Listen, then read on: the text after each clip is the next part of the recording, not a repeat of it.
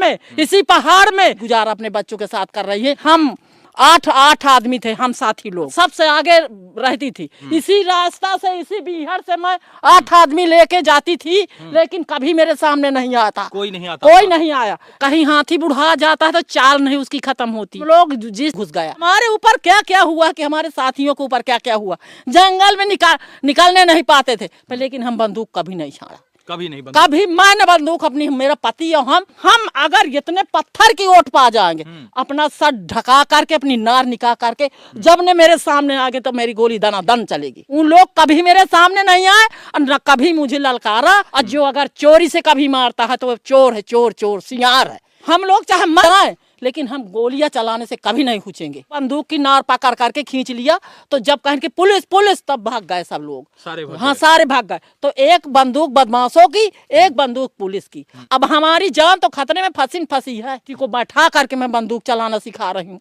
कि अगर मैं मर भी जाऊं तो मेरी बंदूक को अमर रखना।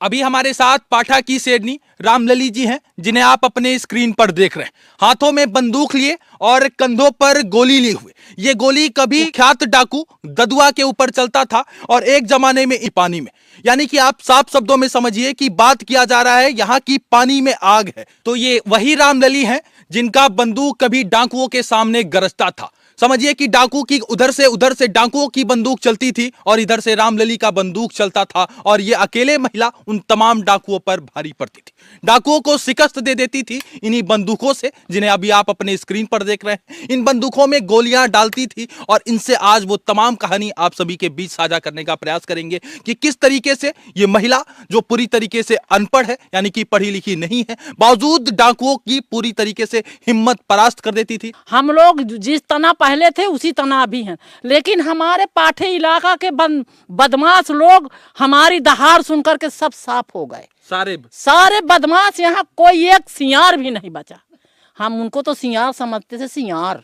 डाकुओं को आप सियार समझते थे, सियार की हुआरी फांद करके इकट्ठा कर करके आदमी को हमको डरवाते थे, लेकिन हम कभी डराने नहीं है। हम इस बंदूक की शपथ खा लिया कारतूस की कि हम 8 आदमी थे, हम साथी लोग, और सबसे आगे रहती थी कि मैंने जब जितनी गोली ददुआ की होगी उतनी गोली अपने शरीर में बर्दाश्त करूंगी।